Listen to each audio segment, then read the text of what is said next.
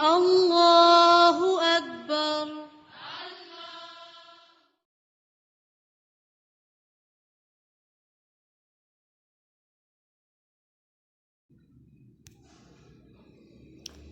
بسم اللہ الرحمن الرحیم۔ السلام علیکم ورحمۃ اللہ وبرکاتہ۔ نحمدہ ونصلی علی رسولہ الکریم، اما بعد فاعوذ باللہ من الشیطان الرجیم، بسم اللہ الرحمن الرحیم۔ اللہم انفعنا بما علمتنا وعلمنا ما ينفعنا وزدنا علما، آمین۔ ہماری اگلا لیکچر جو ہے وہ آیت نمبر 21 سے لے کے آیت نمبر 25 تک ہے۔ یہ منافقین کے ایک دوسرے گروہ کا ذکر ہے جس پر کبھی حق واضح ہوتا ہے اور کبھی اس کی بابت وہ ریب و شک میں مبتلا ہو جاتے ہیں، پس ان کے دل ریب و تردد میں اس بارش کی طرح ہے جو اندھیروں میں اترتی ہے۔ گرج چمک سے ان کے دل ڈر جاتے ہیں، حتیٰ کہ خوف کے مارے اپنی انگلیاں اپنے کانوں میں ٹھونس لیتے ہیں، لیکن یہ تدبیریں اور یہ خوف و دہشت انہیں اللہ کی گرفت سے بچا نہیں سکے گا، کیونکہ وہ اللہ کے گھیرے سے نہیں نکل سکتے۔ کبھی حق کی کرنیں ان پر پڑتی ہیں تو حق کی طرف جھک پڑتے ہیں، لیکن پھر جب اسلام یا مسلمانوں پر مشکلات کا دور آتا ہے تو پھر حیران اور سرگرداں کھڑے ہو جاتے ہیں۔ منافقین کا یہ گروہ آخر وقت تک تذبذب کا شکار اور اسلام سے محروم رہے گا۔ اگلی آیت میں اس امر کی تنبیہ ہے، اگر اللہ تعالیٰ چاہے تو وہ اپنی دی ہوئی صلاحیتوں کو سلب کر لے، اسی لیے انسانوں کو اللہ تعالیٰ کی عطا سے گریزاں اور اس کے عذاب اور مواخذے سے کبھی بے خوف نہیں ہونا چاہیے۔ ہدایت اور ضلالت کے اعتبار سے انسانوں کے 3 گروہوں کے تذکرے کے بعد اللہ تعالیٰ کی وحدانیت اور اس کی عبادت کی دعوت تمام انسانوں کو دی جا رہی ہے۔ فرمایا کہ جب تمہارا اور کائنات کا خالق اللہ ہے، تمہاری تمام ضروریات مہیا کرنے والا وہی ایک اللہ ہے، تو پھر تم اسے چھوڑ کر دوسروں کی عبادت کیوں کرتے ہو؟ دوسروں کو اس کا شریک کیوں ٹھہراتے ہو؟ اگر تم عذاب خداوندی سے بچنا چاہتے ہو تو اس کا صرف ایک ہی طریقہ ہے، اللہ کو ایک مانو اور صرف اسی کی عبادت کرو، جانتے بوجھتے شرک کا ارتکاب نہ کرو۔ توحید کے بعد اب رسالت کا اس بات فرمایا جا رہا ہے۔ ہم نے اپنے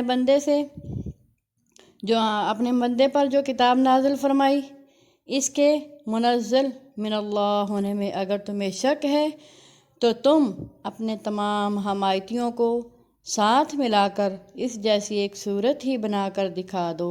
اگر ایسا نہیں کر سکتے تو تمہیں سمجھ لینا چاہیے کہ واقعی یہ کلام کسی انسان کی کاوش نہیں ہے، کلام الہی ہی ہے، اور ہم پر اور رسالت محمدیہ پر ایمان لا کر جہنم کی آگ سے بچنے کی سعی کوشش کرنی چاہیے جو کافروں کے لیے تیار کی گئی ہے۔ یہ قرآن کریم کی صداقت کی ایک اور واضح دلیل ہے۔ عرب و عجم کے تمام کافروں کو چیلنج دیا گیا، لیکن وہ آج تک اس کا جواب دینے سے عاجز و قاصر ہیں، یقیناً قیامت تک عاجز و قاصر ہی رہیں گے۔ پتھر سے مراد بقول ابن عباس گندھک کے پتھر ہیں۔ بعض حضرات کے نزدیک پتھر کے وہ اصنام بھی جہنم کا ایندھن ہوں گے جن کی لوگ دنیا میں پوجا کرتے رہے ہوں گے، جیسا کہ قرآن مجید میں ہے، انکم وما تعبدون من دون اللہ حساب جہنم، تم اور جن کی تم عبادت کرتے ہو اللہ تعالیٰ کے سوا جہنم کا ایندھن ہوں گے۔ اس سے ایک تو یہ معلوم ہوا کہ جہنم اصل میں کافروں اور مشرکوں کے لیے تیار کی گئی ہے، اور دوسری بات یہ معلوم ہوئی کہ جنت اور دوزخ کا وجود ہے جو اس وقت بھی ثابت ہے۔ یہی سلف امت کا عقیدہ ہے۔ یہ تمثیلی چیزیں نہیں ہیں جیسا کہ بعض مجتہدین اور منکرین حدیث باور کرواتے ہیں۔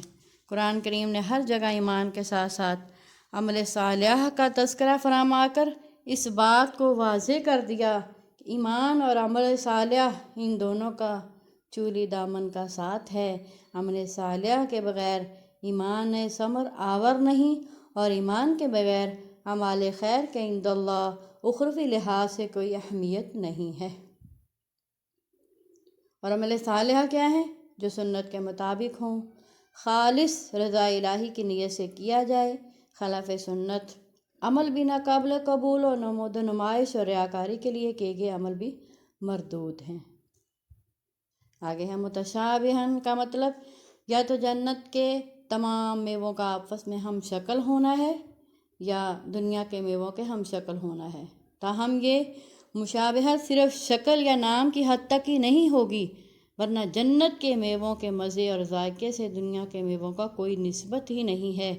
جنت کی نعمتوں کی بابت حدیث میں آتا ہے ما لا عین رأت ولا اذن سمعت ولا خطر علی قلب بشر، نہ کسی آنکھ نے انہیں دیکھا، نہ کسی کان نے انہیں سنا، اور نہ ہی کسی انسان کے دل میں اس کا گمان بھی نہیں گزرا ہوگا۔ اور اگلا انعام کیا ہے؟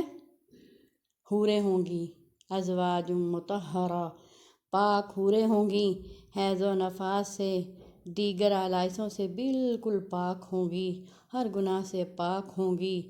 آگے خالدون، آیت نمبر 25 کا اینڈ ہو رہا ہے۔ خالدون خلود کے معنی ہمیشگی کے ہیں۔ اہل جنت ہمیشہ ہمیش کے لیے جنت میں رہیں گے، خوش رہیں گے۔ اہل دوزخ ہمیشہ ہمیش کے لیے جہنم میں رہیں گے اور مبتلا عذاب الہی میں رہیں گے۔ حدیث میں ہے جنت اور جہنم میں جانے کے بعد ایک فرشتہ اعلان کرے گا، اے جہنمیوں اب موت نہیں ہے، اے جنتیوں اب موت نہیں ہے، جو فریق جس حالت میں ہے اسی حالت میں ہمیشہ رہے گا۔ میری بہناں، میرا یہی ایک پیغام ہے کہ ہم قرآن کو اپنا لیں، حدیث کو اپنا لیں، اپنی زندگی کو حدیث و قرآن و حدیث کے مطابق بنا لیں، تاکہ ہمارا شمار بھی انہی لوگوں میں ہو جن کے اوپر اللہ تعالیٰ نے اتنے زیادہ انعامات کیے ہیں۔ اللہ تعالیٰ ہمیں بھی اپنے متقین لوگوں میں شامل کر لے۔ اللہ تعالیٰ ہمیں بھی، میری ساری دنیا کی ماؤں بہنوں کے لیے دعا ہے کہ اللہ تعالیٰ ہمیں جنت الفردوس عطا فرمائے اور ہمیں دین اسلام کے مطابق، سنت نبوی کے مطابق عمل کرنے کی توفیق عطا فرمائے۔ آمین۔ وآخر دعوانا ان الحمد للہ رب العالمین۔